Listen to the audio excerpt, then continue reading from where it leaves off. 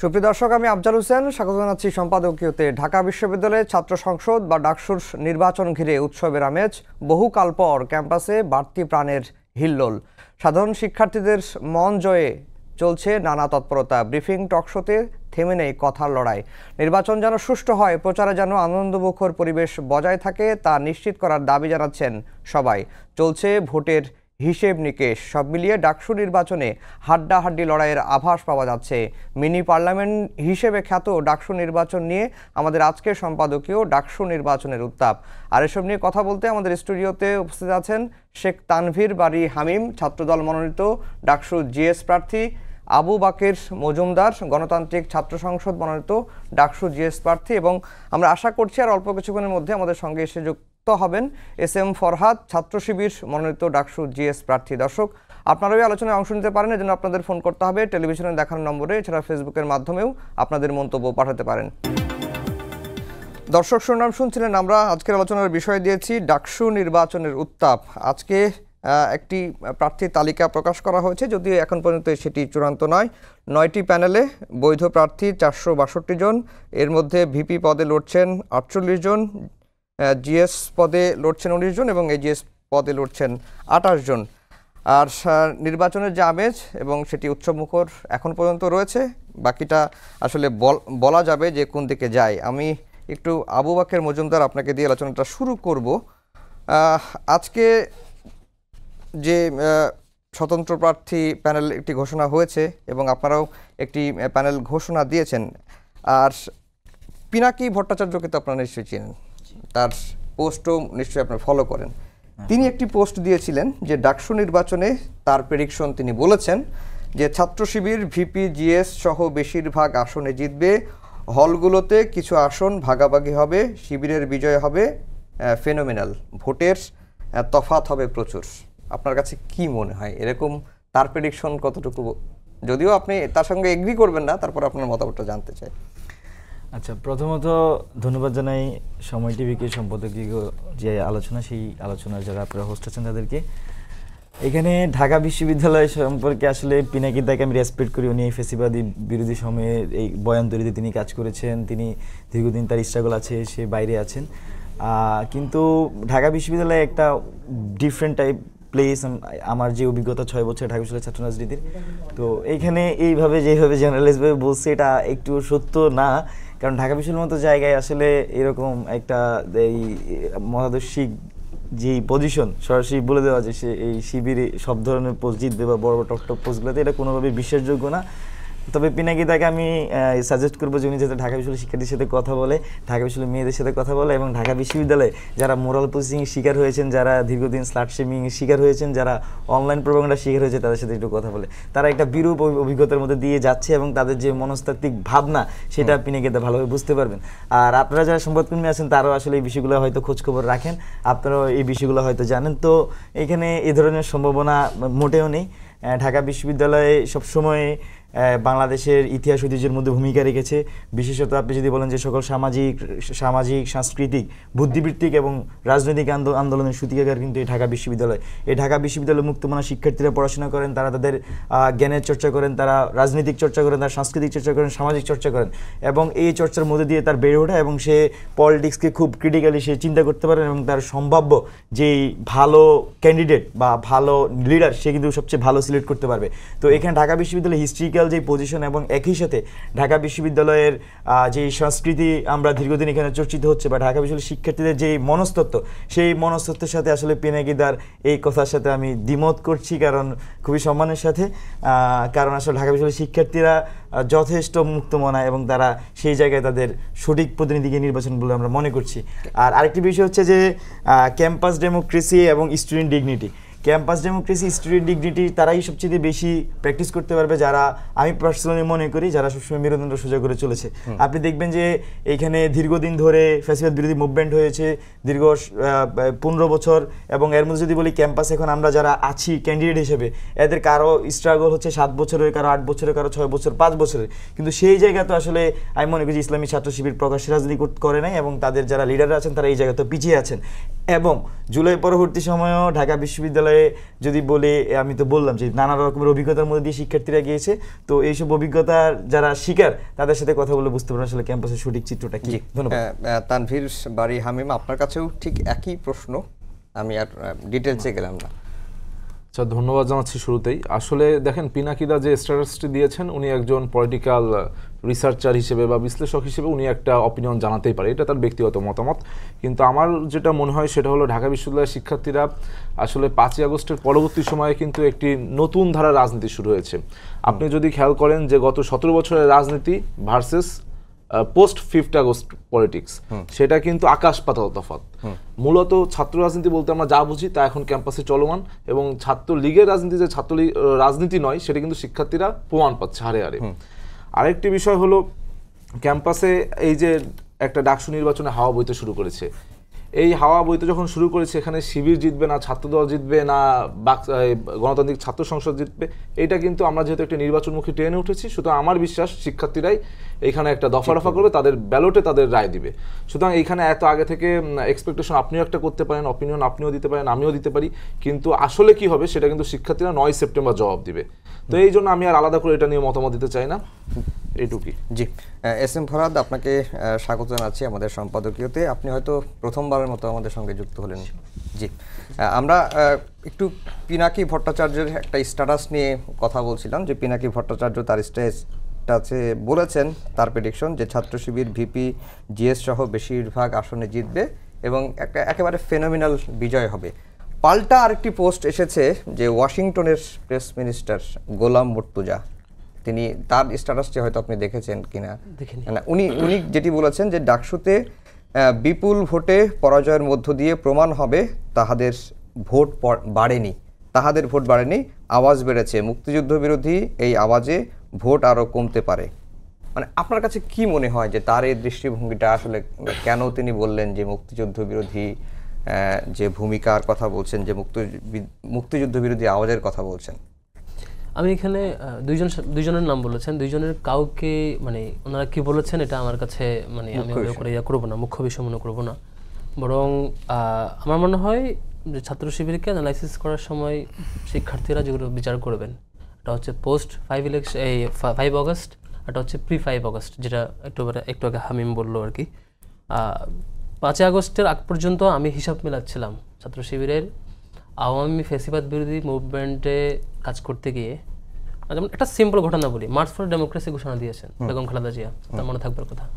সেদিন অনেককেই পাওয়া যায় না, সাহসী অনেককে, কিন্তু যে ছেলেটা মারা গেছে সে ছেলেটা শিবিরের সাথে ছিল, সেগুলিতে মারা গেছে। সেমভাবে প্রত্যেকটা দফায় দফায় প্রত্যেক জায়গায় সারা দেশব্যাপী কাজ করতে গিয়ে শিবিরের লক্ষাধিক মামলা ছাত্র শিবিরের ঘাড়ে, এখনো হাজার হাজার মামলা এখনো সলভ হয় নাই। আমাদের এখনো 7 জন ভাইকে সে সময়ে শাখা সভাপতি বিভিন্ন সময় গুম অবস্থায় এখন আমরা পাচ্ছি না, এখন আমরা মিসিং। আমাদের চট্টগ্রামে আমার এখনো স্টিল মনে আছে, আমি চট্টগ্রামে ছিলাম, একজনকে ধরে নিয়ে তুই শিবির করস, ডাইরেক্ট ফায়ার গুলি দিতে বের হয়েছে। আরেকজনকে চট্টগ্রামে বহদ্দারহাটে মেরে তারপর চোখ উপড়াই ফেলেছে দিন দুপুরে, তারপরে হচ্ছে মাথা থেতে দিয়ে ড্রেনে ফেলে দিয়েছে। এই নানান চড়াই উতরাইয়ের মধ্য দিয়ে ছাত্র শিবির পার করবার পর যখন পোস্ট 5 আগস্ট আসছে, ছাত্র শিবির তার জায়গা থেকে যথেষ্ট সুশৃঙ্খলতার পরিচয় এবং সামগ্রিক শিক্ষার্থীদের যে কাজ করা, সেই কাজগুলোর পরিচয় সে দিক থেকে কেউ প্রেডিকশন করতে পারে। আবার দ্বিতীয় বিরোধিতারও আমাদের সব মতকে সবার ভালো লাগতে হবে, সবার ভালো লাগবে, এটা স্বাভাবিকভাবেই ডেমোক্রেটিক এনভায়রনমেন্ট আমি প্রত্যাশা করি না। ডেমোক্রেটিক এনভায়রনমেন্ট আমাদের অনেককে অপছন্দ, কেউ অপছন্দ করবেন, কেউ দ্বিমত করবেন, এটা করতে পারে, তাদের প্রতি আমি রেসপেক্ট করি। তবে কেউ যদি আমাদেরকে অন্যভাবে ফ্রেমিং করতে চায়, সেক্ষেত্রে তিনি করলে সেটা আমাদের ফিডব্যাক থাকবে, অডিয়েন্স জাজ করবে। আর ভোটের ক্ষেত্রে আমি শিক্ষার্থীদের প্রতি, যারা ভোট দিবেন ভোটারদের প্রতি আমি যেটা মনে করি, অমুক শিবিরের তাই ভোট দিব, তমুক ছাত্র দলের তাই ভোট দেবো, তমুক বাচ্চাসের তাই ভোট দেবো, আমার মনে হয় অন্তত ঢাকা বিশ্ববিদ্যালয়ের শিক্ষার্থীদের এই মার্কা মেরে ভোট দেওয়া, সিল দেখে ভোট দেওয়া, এই ফ্রেম থেকে সরে এসে বরং প্রত্যেকটা পোস্টে যারা প্রার্থী হয়েছেন তাদের ইভ্যালুয়েশন করা দরকার, তাদেরকে যে আমি চাই আমার প্রার্থী যিনি আসবেন তিনি সততার সাথে, ক্যাপাসিটির সাথে, দক্ষতার সাথে সবাইকে সাথে নিয়ে কাজ করবেন, যাকে তিনি ক্যাপেবল মনে করবেন তাকে ভোট দেবেন। যদি আমার পোস্টে আমাকে মনে হয় যে আমি ক্যাপেবল না, আমার চেয়ে ক্যাপেবল কেউ আছে তাকে ভোট দেবেন। আমি এই জায়গায় আসলে সততার পরিচয় দিতে চাই এবং শিক্ষার্থীদেরকে আমরা ছাত্র শিবিরের আমরা যখন ঐক্যবদ্ধ শিক্ষার্থীর জোট গঠন করছি তখন আমরা এটা চেষ্টা করেছি যে আমরা সংগঠনের কে এটা প্রায়োরিটি না দিয়ে বরং আমি চিন্তা করেছি যে আমার এই ক্যাপাসিটি, ইন্টিগ্রিটি এবং হচ্ছে অনেস্টি, এই বিষয়গুলো মাথায় রেখে তবু যদি কোনো শিক্ষার্থী অপছন্দ হয় তিনি ভোট দেবেন না, নিশ্চয়ই তিনি ভোট দিতে বাধ্য নন। তবে ভোটারদেরকে যেটা বলবো সেটা হচ্ছে কম্প্যারিজন করবে। জি, আপনার প্রশ্ন। জি, যেটা আবু বকর মজুমদার বলছিলেন যে 5 আগস্ট পরবর্তী ছাত্র শিবিরের যে ভূমিকার কথা, মোরাল পুলিশিং এর কথা এসেছে, তারপরে হচ্ছে প্রকাশ্যে রাজনীতি বা গুপ্ত রাজনীতির বিষয়গুলো এসেছে, এগুলোর জবাব আপনারা কিভাবে? আমি আবু বকরের কনসার্ন থাকতে পারে, কনসার্ন আমি রেসপেক্ট করি, তবে আমি পার্সোনালি হতাশ যে লাস্ট 2 দিন ধরে আমাদের প্যানেল একজন প্রার্থী জুমা, নিশ্চয়ই আপনি তাকে চিনবেন, তিনি 2 দিন ধরে অলরেডি ট্রমাটাইজড। কারণ ঢাকা বিশ্ববিদ্যালয়ের শিক্ষার্থীরা, কয়েকটা দলের সাথে কানেক্টেড ঢাকা বিশ্ববিদ্যালয়ের শিক্ষার্থীরা তাকে বাজেভাবে ইনবক্সে গালাগালি কমেন্টে করছে। এটা আমার মনে হয় কেন যেন এই দেশটার, এই জাতির এমন কেন হবে যে এক দলকে শ্রেণী করবে, এক দলকে করবে। এটা সমন্বিত প্রতিরোধ গড়ে ওঠা দরকার, সবার সমন্বিত প্রতিরোধ। আমি, বাকের, হামিম, আরও যারা আছে সবাই সমন্বিত প্রতিরোধ। যেখানে নারীদের নিয়ে কিছু হবে সবাই একসাথে আমরা নারীদের সেফগার্ডের ভূমিকা রাখবো। এটা খুবই খারাপ যে নারীদেরকে মোরাল পুলিশিং করা হবে, এটা করা হবে, এটা করা যাবে না, ওইটা করা যাবে না, ঠেকাবে, গালাগালি করবে। এগুলো খুবই, আমার একটা নিরাপদ ক্যাম্পাস দরকার আমাদের শিক্ষার্থী বোনদের জন্য। তো এই জিনিসটাতে করতে হবে। তবে আমি আরেকটা জায়গায় কনসার্ন আছি, ভোটের ইস্যুতে বলছে যে পিনাকিদা বা অন্যজন বলছে, আমি ভেরি রিসেন্ট লক্ষ্য করছি যে ক্যাম্পাসে কেন যেন আমাদের শিক্ষকেরা একটা দলের পক্ষে বেশি ভালোভাবে রোল প্লে করছেন আর কি। আমি শঙ্কিত এই জায়গায়। এখন পর্যন্ত যাইনি, লক্ষ্য করি শেষ পর্যন্ত এটা কোথায় গিয়ে থাকে। যেমন হামিম তো আছে যে হচ্ছে একদম সুন্দর করে মিছিল নিয়ে স্লোগান দিয়ে তার উপরে অনেকে কনসার্ন জানিয়েছেন। একটা ফিডব্যাক তো দিবে প্রশাসন যে আমরা এটা কথা বলেছি, কিছু একটা করেছি, ফিডব্যাক আমরা পাই নাই অন্তত। তারপর লক্ষ্য করলাম এই যে হামিম বেশ চমৎকার কাজ করে আর কি, বড় সংগঠন, সোর্স ভালো, তো বড় সংগঠন হয়ে তার কাছে অন্যান্য নেতৃবৃন্দ এটা না পারলেও হামিমের নেতৃত্বে ভেরি রিসেন্ট মুজিব হল, বিভিন্ন হল, আরো অনেকগুলো হল, এফএচ হল, বিভিন্ন হলে বেশ খাওয়া দাওয়ার আয়োজন হয়েছে। শতাধিক শিক্ষার্থী আসছে প্রথম বর্ষ, দ্বিতীয় বর্ষের, চমৎকার আয়োজন। চা খাওয়ারও নিষেধাজ্ঞা। আমি না, এটা ইউনিভার্সিটি প্রশাসনের ইস্যু, এটা নিয়ে আমি কথা বলছি না। আমি বলছি আমি বেশ অবাক হচ্ছিলাম যে হামিম একটা সংগঠনের প্রতিনিধিত্ব করছে, আর একই সাথে আরো তো প্রতিনিধিত্ব আছে। আমরা যখন একটা আয়োজন করে একসাথে বলি যে ছাত্র শিবির আয়োজনে এলামনাই করছে, কেন যেন দেখলাম যে সেম ক্যাটাগরি আরো অনেকে এটা হতাশ হয়ে করতে পারছেন না। তিনি খুব চমৎকার আয়োজন করছেন, খাওয়া দাওয়া আয়োজন, এটা হঠাৎ হামিমের শিডিউল শেষ, সব হলে খাওয়া দাওয়া শেষ, আজকে ঘোষণা আসলো যে এটা করা যাবে না। মানে চমৎকার, মানে ম্যাচিং পাচ্ছে আর কি। একই সাথে মানে এই যে প্রশাসনের এরকম অন্যদিকে চাপ দেওয়া, এদিকে আবার ইভেন এটা হইতেও পারে স্বাভাবিক, কারণ নির্বাচন কমিশন সহ প্রশাসনের একটা বড় সংখ্যক, প্রক্টর থেকে শুরু করে একটা বড় সংখ্যক সবাই নির্দিষ্ট দলকে ওন করে, একটা দলের প্রোগ্রামে গিয়ে সঞ্চালনা করে, পুরস্কার নিয়ে আসে, একটা দলের প্রতিনিধিত্ব করে। কিন্তু শিক্ষকদের কাছে আমরা এটা চাই না, আমরা চাই। যাই হোক, আমি মনে হয় দীর্ঘায়িত না করি। জি, আবু বকর মজুমদার, আপনার কাছে আবার আসবো। সেটা হচ্ছে যে যেটি এস এম ফরদ বললেন যে শিবিরের প্যানেল থেকে 4 জন নারী তো প্রতিনিধিত্ব করছে, এর মধ্যে একজন হচ্ছে ফাতিমা তাসনিম জুমা। উনিও বেশ গণমাধ্যম বা ডিজিটাল যারা সাংবাদিকতা করছেন তাকে গিয়েই একটা প্রশ্ন করেন যে আপনি কেন শিবিরের প্যানেলে হচ্ছেন, কারণ আপনি তো শিবিরের যে ধরনের আদর্শ সেটিতে বিশ্বাস করে না। তার বারবার উত্তর ছিল যে আমি শিবিরের কেউ না, জেতার সম্ভাবনা থেকে এই প্যানেলে যুক্ত হয়েছি। এবং তাকে যেভাবে ট্যাগিং দেওয়া হচ্ছে বা বিভিন্নভাবে অনলাইনে যেভাবে অ্যারেঞ্জমেন্ট করা হচ্ছে, সেটি নিয়ে আপনাদের আসলে বক্তব্য? আচ্ছা, এখানে শুরুতেই আমরা 5 আগস্ট পরবর্তী সময়ে যারা রাজনৈতিকভাবে নারীরা রাজনীতিতে অংশগ্রহণ করতে চেয়েছেন সবাইকে আমরা দেখেছি যে স্লাট শেমিং, তার মোরাল পুলিশিং, অনলাইন ব্যাশিং এইসবের শিকার হতে দেখেছি। এবং একটা নির্দিষ্ট অংশ যারা নারীদের রাজনৈতিকভাবে চায় না তাদেরকে আমরা সবসময় এই ব্যাপারে সজাগ দেখেছি। তো এখানে নারীদেরকে নিয়ে যে ধরনের প্রোপাগান্ডা অনলাইনে অফলাইনে, এটা খুবই দুঃখজনক। ঢাকা বিশ্ববিদ্যালয়ের নারীরা 5 আগস্ট পরবর্তী সময়ে রাজনীতিতে আগ্রহ প্রকাশ করেছিল, অনেকেই অভ্যুত্থান পরবর্তী সময়ে সক্রিয় ছিল, কিন্তু আমরা পুরো ডে বাই ডে দেখেছি যে নারীরা তাদের এই সক্রিয়তা কমাচ্ছে। তো ঝুমা একটা প্রতিবাদী কণ্ঠ আমি মনে করি ঢাকা বিশ্ববিদ্যালয়, এবং ঝুমার সাথে যে এরকম কিছু হয় এটা অবশ্যই নিন্দনীয় এবং এটা আমাদের সবাইকে মিলে ঠেকাতে হবে। এটা যেমন সত্য, আবার আমি ফরহাদ ভাইকে একটা বিষয় অনুরোধ করবো, ভাইরা যে বট অ্যাটাকগুলো করে এগুলো যাতে থামায়।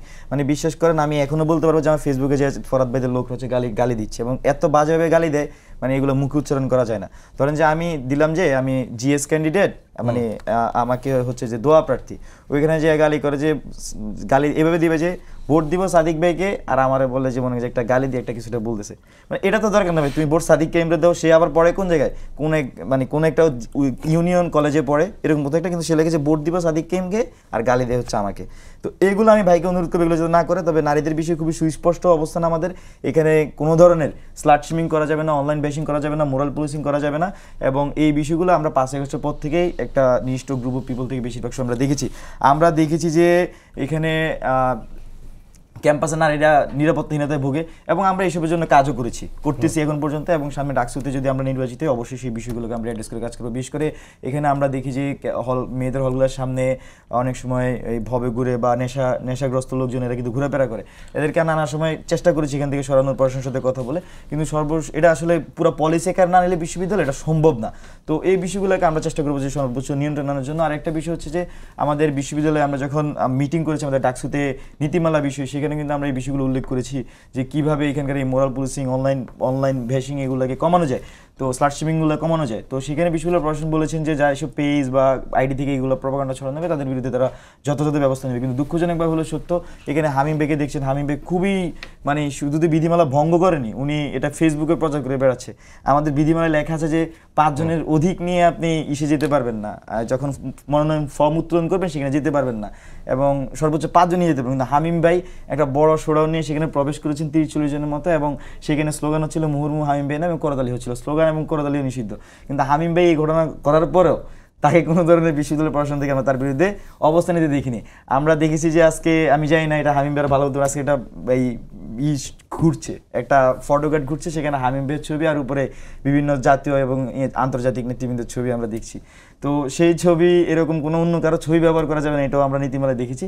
তবে এটাও আমরা দেখছি যে আসলে বিশ্ববিদ্যালয় প্রশাসন এই বিষয়ে অনেকাংশে নীরব। তো এটা আমি হামিম ভাই শিওর করবেন এটা আসলে কি ফেক হইতে পারে, আমি এখন এটা খুঁজে বের করি না। হামিম ভাই ওকে তাইলে আর কি বলবো, এখানে বিধিমালা ভঙ্গ হয়েছে। তো হামিম ভাইদের যেটা অ্যাডভান্টেজ আমি যেটা লক্ষ্য করছি সেটা হচ্ছে যে আমরা 19 সালে ছাত্রলীগকে দেখেছি তারা যখন প্রচারণা করতে কোনো বিধি নিষেধ কিচ্ছু মানে নাই। 19 সালে কিন্তু ব্যানার পেস্টুন সব লাগানো হয়েছিল, কিন্তু এগুলো নিষিদ্ধ ছিল। হামিম ভাইও মাশাআল্লাহ উনি কমল মিডিয়েট নাম দিয়ে প্রত্যেকটা জায়গার মধ্যে হামিম ভাইয়ের বড় বড় ছবি এবং এগুলো করছেন।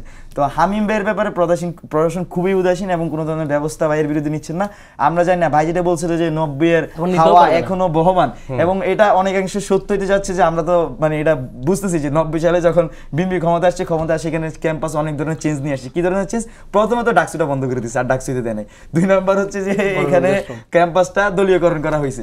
তো হামিম ভাইরা ওই পথে হাঁটছেন এবং সেটাই দেখতে পাচ্ছি। তবে এটা আসলে ঢাকা বিশ্ববিদ্যালয়ের শিক্ষার্থীরা যারা সিদ্ধান্ত নেবেন যে তারা কিভাবে তাদের প্রতিনিধি নির্বাচন করবেন সেটা অবশ্যই তাদের। তবে এখন পর্যন্ত হামিম ভাইরা যেভাবে এই বিধিমালা লঙ্ঘন করে যাচ্ছেন এটা খুবই অশনি সংকেত হিসেবে দেখছি। আরেকটি বিষয় একটু না বললে নয়, যেটা ফরহাদ ভাই উল্লেখ করেছেন যে এখানে প্রশাসনের কথা বলেছেন নির্বাচন শেষ পর্যন্ত কই যায় থেকে আসলে এই সুষ্ঠু আমরা নির্বাচন পাই কিনা, এটা নিয়ে আসলে এই শঙ্কা শিক্ষার্থীদের মনের মধ্যে আছে। কারণ এই ধরনের বিধিমালা লঙ্ঘন করার পরেও যদি তাদের বিরুদ্ধে ব্যবস্থা না হয়, যদি তাদেরকে সঠিকভাবে প্রশাসন মোকাবেলা না করে, শুধু ছাড় দিয়ে যায়, তাহলে ইলেকশনের দিন 9 সেপ্টেম্বর আসলে প্রশাসন কারো পক্ষে অবস্থা নেয় কিনা এই বিষয়টা নিয়ে আমরা সন্দিহান, এবং শিক্ষার্থীরা সন্দিহান। আর যে ভয়ের সংস্কৃতি আসার যে আশঙ্কা শিক্ষার্থীরা করছে, আমরা তাদেরকে আশ্বস্ত করতে চাই। ছাত্রলীগ যখন ক্যাম্পাসে ভয়ের সংস্কৃতি তৈরি করেছিল তখন আমরা মেরুদণ্ড সোজা করে ছাত্রলীগের বিরুদ্ধে লড়াই করেছি। আমরা জুলাই অভ্যুত্থানে যখন আমি মনে করি আমার সৌভাগ্য, আমার সামনে থাকার সৌভাগ্য এসেছে, তখন জীবন বাজি রেখে জীবনের সকল সম্ভাবনাকে এক পাশে রেখে জুলাই অভ্যুত্থানের সর্বোচ্চ চেষ্টা করেছি।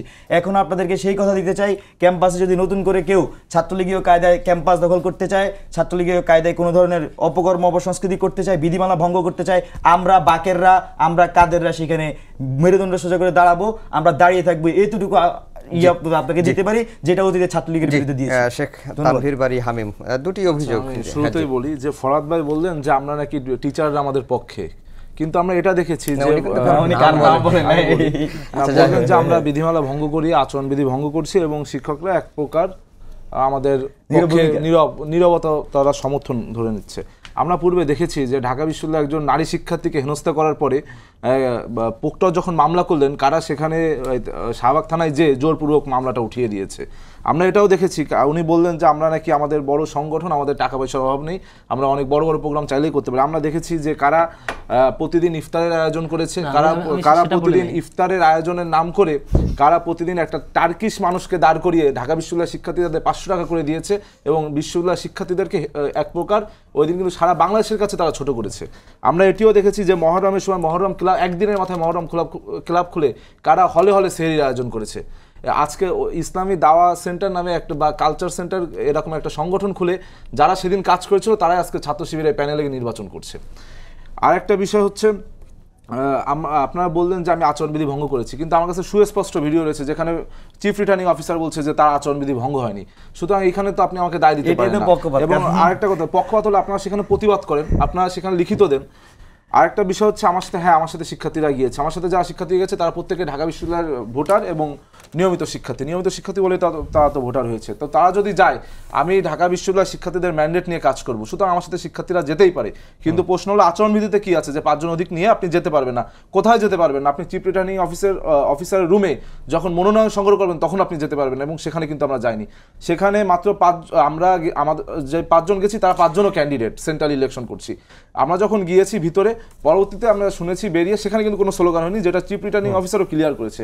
পরবর্তীতে আমি শুনেছি যে বাইরে শিক্ষার্থীরা স্লোগান দিয়েছে। কি স্লোগান দিয়েছে? 90-এর হাওয়া 25-এ বহমান, এবং বিভিন্ন আমার নামেও তারা স্লোগান দিয়েছে বলে আমি জানতে পেরেছি। কিন্তু আচ্ছা, কিন্তু পরবর্তীতে যখন এটা শিক্ষার্থীদের উচ্ছ্বাস, কিন্তু পরবর্তীতে যখন আমি বাইরে জানতে পারি, আমি কিন্তু তাদেরকে বলেছি যে এই ধরনের স্লোগান দিও না। আর আপনারা আচরণবিধির কথা বারবার বলছেন, আমরা যারা প্রার্থী আছি বিশ্ববিদ্যালয় প্রশাসনের তো উচিত ছিল যে আচরণবিধি সম্পর্কে একটি সেশন করানো, কারণ এখানে আমরা সকলে অনভিজ্ঞ, আমরা কিন্তু কেউ পূর্বে এত জাতীয় রাজনীতি বা নির্বাচনের রাজনীতি করিনি। সুতরাং এখানে বিশ্ববিদ্যালয় উচিত ছিল একটি সেশন করানো, যেখানে শিক্ষার্থীদের তারা প্রার্থীদেরকে বিভিন্নভাবে কনসার্ন করতে পারতো, অ্যাওয়ার্ড করতে পারতো। আরেকটি বিষয় হচ্ছে, আপনি আমাদের বললেন যে 90-এর হাওয়া 25-এ বহমান, বিএনপি নাকি নির্বাচন বন্ধ করে দিয়েছে। ডাকসু নির্বাচন তো গত 2-3 দশকেই ছিল না, গত 2-3 দশক ধরে হয়নি। লাস্ট যে নির্বাচন হয়েছে, এবং আপনি যদি বলেন স্বৈরাচার পতনের পরে 90-এর যে ডাকসু, সেখানে তো আমরা বিজয় লাভ করেছি। সুতরাং আমরা যে ওইখানে যে আরেকটি ডাকসু আয়োজন করতাম, এটাই তো স্বাভাবিক হওয়ার কথা ছিল, কিন্তু বিভিন্ন প্রেক্ষাপটে সেই ডাকসু নির্বাচন সম্ভব হয়নি। আজকে আপনি দেখেন এই ডাকসুকে কেন্দ্র করেও কিন্তু আমরা দেখেছি বিভিন্ন সময় আপনার এই ডাকসুকে বন্ধ করার বিভিন্ন পায়তারা চলেছে। যদিও বিভিন্ন অপপ্রচারকারীরা বলেছিল যে ঢাকা বিশ্ববিদ্যালয়ের ছাত্রদল নাকি চায় না যে ডাকসু নির্বাচন হোক, কিন্তু ঢাকা বিশ্ববিদ্যালয়ের ছাত্রদল প্রমাণ করেছে যে তারা ডাকসু চায় এবং ডাকসুর পক্ষে। এবং গতকালকে যখন আমাদের প্যানেল ঘোষণা হয়েছে, আমরা দেখেছি ঢাকা বিশ্ববিদ্যালয়ের শিক্ষার্থীদের ভিতরে এক ধরনের জাগরণ তৈরি হয়েছে। তারা ভেবেছিল যে আমাদের ঢাকা বিশ্ববিদ্যালয়ের ছাত্রদল নির্বাচনে যাবে না, তারা ফাঁকা মাঠে গোল দিবে, কিন্তু তারা এখন আমাদের নিয়ে অনেক কনসার্ন এবং বিভিন্নভাবে পার্সোনাল অ্যাটাক করছে। আপনি দেখলেন যে আমাদের অর্থ আছে, আমাদের বিভিন্ন শিক্ষকরা পক্ষপাতিত্ব করছে, বিভিন্ন ধরনের কথা বলছে। তারা যে চিন্তা থেকে এই কথাগুলো বলছে, সেটা তাদের এক ধরনের শঙ্কা বলে আমার মনে হয়। জি, এস এম ফরহাদ তার বক্তব্যের সঙ্গে জি, আমি কিছু জিনিস অন্যভাবে ব্যাখ্যা করা হয়েছে। আমি বলছি বিএনপি বড় দল, অর্থ পয়সা টাকা পয়সা থাকতে পারে। আমি বলেছি কনসার্নটা অন্য জায়গায়, কেন না সবই হামিমের মাধ্যমে হয়েছে। অন্য কোনো নেতা এত পোস্টেড, ইভেন শিপন ভাই সাহসদারও দেখি নাই যে কোনো প্রোগ্রামে সাহস করতে না, আরও কেন্দ্রীয় নেতৃবৃন্দ তাদের কথা বললে বলতো ভাই আমাদের তো এত সোর্স নাই, হামিমের সোর্স আছে, এরকম রিপ্লাই দিতে অনেকেই। আমি একটু শিকার জন্য জাস্ট যে হামিমের এত আমরা ওই সাংগঠনিক প্ল্যাটফর্মের বাইরে অন্য কোনো ইয়া নাই, তো এটা কিভাবে ইন্ডিভিজুয়াল ব্যক্তি কিভাবে একটু ইন্টারাপ্ট করি। সেটা হচ্ছে আমি কমন মেডিকেট নামে ঢাকা বিশ্ববিদ্যালয়ে একটি সংগঠন করেছি, যেই সংগঠন ফ্রি টেলিমেডিসিন সেবা দেয় শিক্ষার্থীদেরকে, এবং হলের যারা শিক্ষার্থী রয়েছে তারা যদি কেউ অসুস্থ বোধ করে আমাদের পেজে যদি যোগাযোগ করে, সেই ক্ষেত্রে আমরা উইদাউট ডেলিভারি চার্জ ওই ওষুধটি তার রুমের দরজায় পৌঁছে দিয়ে আসি। এটা কিভাবে সম্ভব? আমরা একটি বড় ছাত্র সংগঠন, আমাদের কর্মী সংখ্যা বৃহৎ, এই জন্য আমরা ডেলিভারি চার্জটা নিই না, কিন্তু ওষুধের টাকাটা তার দিতে হয়। এই একটি সেবা আমরা চালু করেছি। আরেকটি হচ্ছে ফ্রি টেলিমেডিসিন সেবা। এটা আমরা কীভাবে দিই? আমরা যেহেতু বিএনপি এবং ছাত্রদল কিন্তু সহযোগী সংগঠন, শুধু আমরা জাতীয়তাবাদী রাজনীতিতে বিশ্বাস করি, ছাত্রদলও বিএনপিও। সুতরাং আমাদের আদর্শিক কিন্তু বিভিন্ন বড় ভাইরা রয়েছে যারা চিকিৎসক, বাংলাদেশের স্বনামধন্য চিকিৎসক। সুতরাং তারা যখন দেখবে যে না আমার আদর্শটা আরও সমুন্নত থাকবে, সুতরাং আমার তো কিছু কাজ করা উচিত, সেই ক্ষেত্রে তারা ফ্রি টেলিমেডিসিন সেবা দিয়েছে। এটা শিক্ষার্থীরা কিন্তু এতে উপকৃত হচ্ছে। অন্য জায়গায় যা জিজ্ঞাসা সেটা হচ্ছে মানে খুব ভালো ভালো উদ্যোগ। এই যে গত 5-7 দিন প্রতি হলে যে 200-300 জনের খাওয়ানো হয়েছে,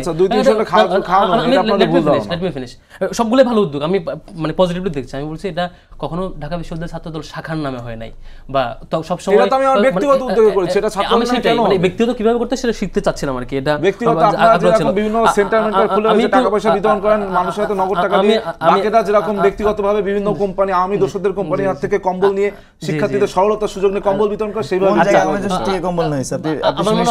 আমার স্লট যেতে তার উপর লেখা হামিম গ্রুপ। আমি একটু রিপ্লাই দিই। প্রথম হচ্ছে মিথ্যা কথা। আমাদের সর্বমিত্র চাকমা নামে একজন আমাদের প্রার্থী, যিনি প্রার্থী হওয়ার পরে হঠাৎ দেখলাম জগন্নাথ হলে 20-25 জন সাধারণ শিক্ষার্থী নামে মিছিল শুরু করলো, যে তাকে এই সেই মানে তাকে নিয়ে মন্তব্য করছে। বাই চান্স পরে আমি প্রথম ভাবছি হয়তো প্রতিরোধ হতে পারে, পরে ওরে ফোন দিলাম সর্বমিত্রকে যে এটা কি আসলে এরকম ঘটনা, বলে যে না ভাই, হলে আমার ব্যাপারে যথেষ্ট পজিটিভ আছে, এটা হওয়ার সম্ভাবনা নাই। পরে ঘাটলাম ছাত্র দলের কমিটির আহ্বায়ক, জগন্নাথ আহ্বায়ক সেখানে লিড দিচ্ছে সাধারণ শিক্ষার্থী হিসাবে। আমাদের এই যে জায়গাগুলো মানে মব তৈরি করে কাউ কর্নার করার চিন্তা, এটা খুবই খুবই কষ্টদায়ক। আজ এফএইচ হলে গেলাম, এফএইচ হলে কিন্তু সাধারণ ছাত্রীর মানে শিক্ষার্থীর ব্যানারটা ব্যবহার তো সবচেয়ে বেশি আপনারা করেছেন।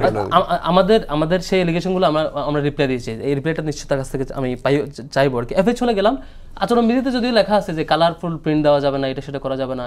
আমি তানভীর হামিমের বেশ বড় বড় কোনো মানে বিভিন্ন জায়গায় হলে ছবি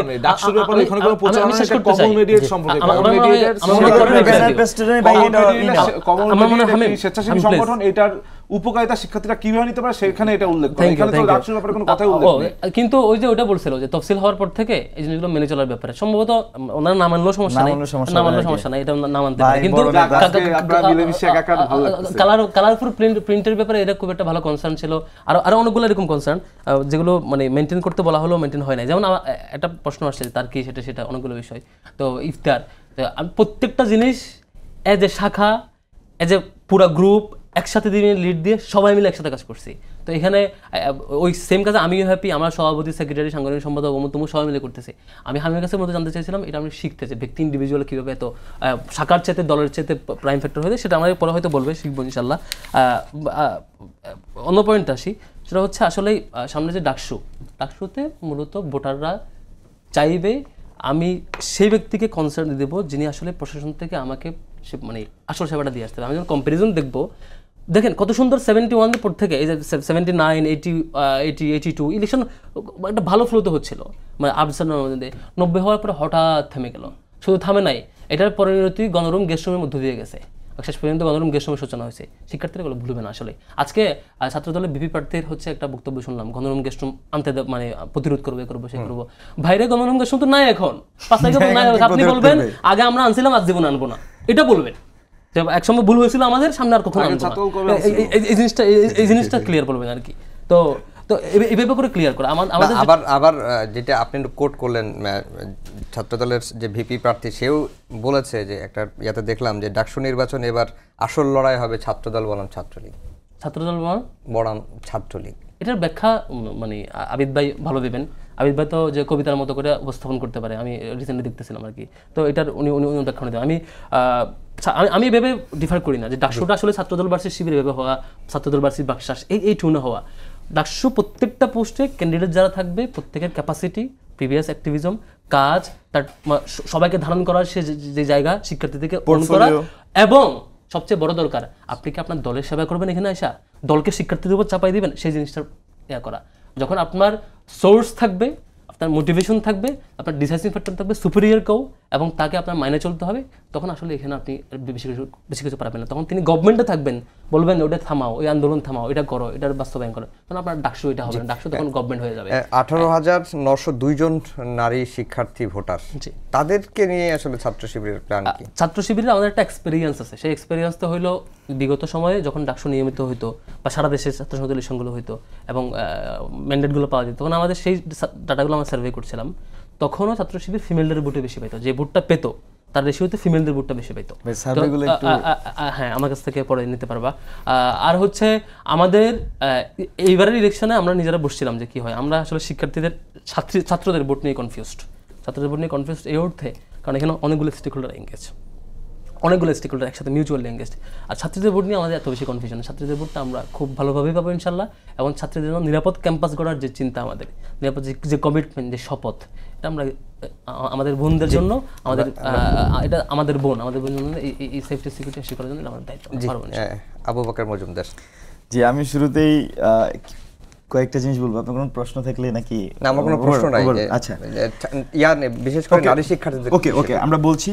প্রথমত হচ্ছে যে ক্যাম্পাস ডেমোক্রেসি, স্টুডেন্ট ডিগনিটি, এই বিষয়টা নিশ্চিত হওয়া আমরা মনে করছি জরুরি। বিশেষ করে বিগত 15 বছরের ঢাকা বিশ্ববিদ্যালয়ের যে অভিজ্ঞতা, আমি শুধু 15 বছর বলবো না, এখানে 90 পরবর্তী থেকে শুরু করে ঢাকা বিশ্ববিদ্যালয়ের শিক্ষার্থীদের যে অভিজ্ঞতা বা যে হিস্ট্রিক্যাল যে ঘটনাগুলো ঘটেছে এখানে একটা সময় আমরা শুনেছি যে আমার টিচারদের কাছ থেকে শুনি যে গোলাগুলি হতো 2001, 2, 3 ওই সময়টাতে, এবং তারও আগে হচ্ছে যে এখানে আস্তে আস্তে গেস্ট রুম গণরুম চালু হয়েছিল এবং এটার কন্টিনিউশন এসেছে। আসার পরে 9-এর পরে যখন আওয়ামী লীগ ক্ষমতা এসে তারা তখন ছাত্রদের দলকে হল থেকে বের করে দিয়েছে একটা সময় গিয়ে, তারা হলগুলো এককভাবে আধিপত্য বিস্তার করেছে। তার পিছনে ছিল মূল কারণটা ছিল হচ্ছে যে ক্যাম্পাসে ক্যাম্পাস ডেমোক্রেসি ছিল না এবং স্টুডেন্টদের কোনো সামাজিক মর্যাদা বা স্টুডেন্টের যে মর্যাদা, মানবিক মর্যাদা সেটা ছিল না। তো এখানে ক্যাম্পাস ডেমোক্রেসি যদি নিশ্চিত করা যায় তাহলে হচ্ছে যে স্টুডেন্ট ডিগনিটি আমরা মনে করি যে নিশ্চিত করা যাবে, সেজন্য নিয়মিত ডাকসুর বিকল্প নাই। আর এখানে এই জিনিসটা হলে কি হবে, এই জিনিসটা হলে প্রথমে আমার কাছে মনে হয় এমন কোনো ডাকসুর ক্যান্ডিডেট নেই যে এটা বলে না যে স্টুডেন্টের সিটের সমস্যাটা সমাধান করবে। আমরা বলছি যে 1 স্টুডেন্ট 1 সিট যাতে নিশ্চিত করে। এখন ধরেন যে এবার ডাকসু হলো, ডাকসু হওয়ার পরে এখানে সবগুলা হলের বা শিক্ষার্থীদের অ্যাকোমোডেশন চিন্তা ভাবনা করে 1 স্টুডেন্ট 1 সিট পলিসিতে বিশ্ববিদ্যালয়ে গেল এবং বড় বড় বিল্ডিং উঠালো। আমরা শেখ রাসেল টাওয়ার দেখেছি, আমরা বঙ্গবন্ধু টাওয়ার দেখেছি, আমরা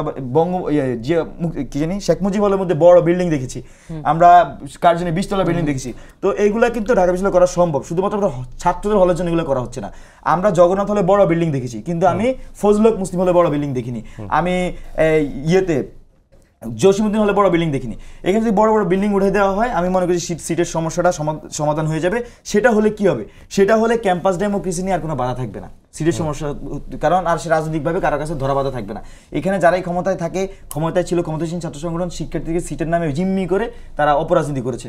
তো এখানে যদি শুধু ঢাকা বিশ্ববিদ্যালয়ের না, বাংলাদেশের অর্ধেক সমস্যার সমাধান হয়ে যাবে যদি ঢাকা বিশ্ববিদ্যালয়ের শিক্ষার্থীদের সিটের সমস্যা সমাধান করা হয়। ছাত্রলীগ দীর্ঘদিন ক্ষমতায় ছিল শুধু এই সিটকে কাজে লাগিয়ে অন্যকে জিম্মি করে। আর আমি কয়েকটা বিষয়ে জবাব দিব, সেটাও আরেকটা জিনিস, উইমেন ফ্রেন্ডলি ক্যাম্পাস নিশ্চিত না করলে ঢাকা বিশ্ববিদ্যালয়ের মেয়েরা কাউকে ক্ষমা করবে না। এই অভ্যুত্থানের এক্সক্লুসিভিটি ছিল নারীদের অংশগ্রহণ এবং নারীদের সাহসী ভূমিকা। তো এটার কোনো প্রশ্নই আসে না যে নারীদের জন্য আনকমফোর্টেবল একটা ক্যাম্পাস কেউ তৈরি করবে। আর কয়েকটা বিষয় আমি জবাব দিব, সেটা হচ্ছে আচরণবিধির বিষয়ে বাইজিটি বললেন সম্পূর্ণ ভুলভাবে উপস্থাপন করছেন। এখানে আমি একটু এটা একটু বলতে হবে প্লিজ, মনোনয়নপত্র সংগ্রহ এবং দাখিলের সময় কোনো প্রকার মিছিল বা শোভাযাত্রা করা যাবে না। কোথায় করা যাবে না আমি বলতেছি, আরে আপনি কোথায় পেছ মেরেন, এটা শিক্ষার্থীরা বিবেচনা করবে, তারা তারপরে ভোট দিবে কি দিবে না। প্রার্থী 5 জনের বেশি সমর্থক নিয়ে মনোনয়নপত্র সংগ্রহ ও জমা দিতে পারবে না। এটা হচ্ছে মনোনয়নপত্র দাখিল ও প্রার্থিতা প্রত্যাহারের যে অংশটা, সেটা 2-এর কতে এই বিষয়টা উল্লেখ আছে। হামিম ভাই খুবই সুনিষ্ঠভাবে সেটি লঙ্ঘন করেছেন এবং তার প্রশাসন ব্যবস্থা নেয়নি। আরেকটি বিষয় হচ্ছে ভাই যেটা ছাত্রীদের ভোট হিসেবে বললেন যে ছাত্র শিবিরের বিষয়টি, এটা আমি ইতিমধ্যে বলেছি বা আরেকটু এখানে অ্যাড্রেস করা যেতে পারে। ঢাকা বিশ্ববিদ্যালয়ের নারীদের যে চিন্তা ভাবনা, তাদের যে মানসিকতা, এই বিষয়ে আমি ফরাদ ভাইকে সাজেস্ট করবো যে হলগুলোতে গিয়ে যাতে নারী শিক্ষার্থীর সাথে কথা বলে। এবং শুধু তাই নয়, ভাইদের ছাত্র শিবিরে কোনো নারী প্রতিনিধি নাই এবং এই নারী প্রতিনিধি যুক্ত করে কিভাবে যেভাবে সহশিক্ষার মতো ক্লাস করেন একইভাবে সব সুযোগ দেওয়ার জন্য। আমার প্রথমত যত ভাবি যে সে ক্যাম্পাসের শিক্ষার্থীদের জন্য আগামী দিনে কি করবো এই নিয়ে আলোচনা করবো, খালি নিজেদের তো সমালোচনা করতে হয়, কিন্তু কিছু সমালোচনা না করলেই নয়। যারা পাঠ্য বইয়ে আদিবাসী শব্দ অন্তর্ভুক্তি হয়েছে বলে যারা আদিবাসীদের উপর হামলা করে, তারা আজকে আদিবাসী নিয়ে অনেক বড় বড় কথা বলে, এটা আমার অবাক লাগে। আর এখানে আসলে বিধিমালা আমরা এই পিছের জিনিস নিয়ে যদি পড়ে থাকি তাহলে সামনে শিক্ষার্থীদের জন্য আমাদের আলোচনায় ফুটে উঠুক শিক্ষার্থীদের জন্য আমরা কি করবো। আমরা বাংলাদেশ জাতীয়তাবাদী ছাত্রদল মনোনীত প্যানেল, আমরা শিক্ষার্থীদের 5টি মৌলিক অধিকার, শিক্ষার্থীরা যেন তাদের ক্যাম্পাস জীবনে স্বাচ্ছন্দ্য উপভোগ করতে পারে সেটি নিশ্চিত করব। আপনার গণরুম গেস্ট রুমের কথা বলেন, গণরুম গেস্ট রুমের কথা বলেন, আপনারা তো আপনারা এখন ক্ষমতাসীন এক প্রকার রাষ্ট্র ছাত্র সংগঠন হয়ে দাঁড়িয়েছেন, আপনারা রাষ্ট্রের বিভিন্ন প্রোগ্রামে টিকিট বিলি করেন ঢাকা বিশ্ববিদ্যালয়ের শিক্ষার্থীদের কাছে, এই ধরনের হাজারো আপনারাই তো দিয়ে থাকেন, আমরা কিভাবে দেবো? ঢাকা বিশ্ববিদ্যালয় ছাত্রদল মনোনীত যারা প্রার্থী আছে, এই প্যানেল যদি বিজয় লাভ করে, 90-এর মতন সংখ্যাগরিষ্ঠভাবে বিজয় লাভ করে, আমরা ঢাকা বিশ্ববিদ্যালয়ের শিক্ষার্থীদেরকে, আপনারা দেখবেন যে আজ থেকে 2 থেকে 3 দশক আগেও ঢাকা বিভিন্ন অফিস আদালতে যখন যেতেন, দেখবেন যে ঢাকা ইউনিভার্সিটির গ্রাজুয়েটসরা কিন্তু শীর্ষস্থানীয় পদে আছে, কিন্তু এখন আপনি যাবেন দেখবেন এই সব জায়গাগুলো প্রাইভেট বিশ্ববিদ্যালয় দখল করেছে, প্রাইভেট বিশ্ববিদ্যালয়ের শিক্ষার্থীরা জায়গা করে নিয়েছে। কিভাবে নিয়েছে? এইখানে আপনি দেখবেন আমাদের ঢাকা বিশ্ববিদ্যালয়ের শিক্ষকেরাই কিন্তু বিভিন্ন প্রাইভেট বিশ্ববিদ্যালয়ে এখন পড়ান। তারা যখন পড়ান, আমাদের বিশ্ববিদ্যালয়ে যেভাবে তাদের পাঠদান বা তাদের টিচিং যে স্টাইল বা সিলেবাস সেটি পরিবর্তন হয়ে যাচ্ছে প্রাইভেটে। যে কেন হচ্ছে, প্রাইভেট ইউনিভার্সিটির টিচার্স ইভ্যালুয়েশন আছে, যেটা ঢাকা বিশ্ববিদ্যালয় চালু করেছিল কিন্তু কার্যকর হয়নি। আমরা যদি সংখ্যাগরিষ্ঠতা লাভ করি ডাকসুতে, আমি যদি নেতৃত্ব দিই, আমাদের প্যানেল যদি নেতৃত্ব দেয়, আমরা শিক্ষার্থীদের কর্তৃক টিচার্স ইভ্যালুয়েশন কার্যকরের মাধ্যমে ঢাকা বিশ্ববিদ্যালয়ের যে সার্বিক শিক্ষাদান পরিস্থিতি সেটিও আমরা আরো উন্নত করব। জি, তিনজনকেই ধন্যবাদ জানিয়ে শেষ করছি আমাদের আজকের সম্পাদকীয়। আগামীকাল আবারও দেখা হবে একই সময়ে। শুভরাত্রি।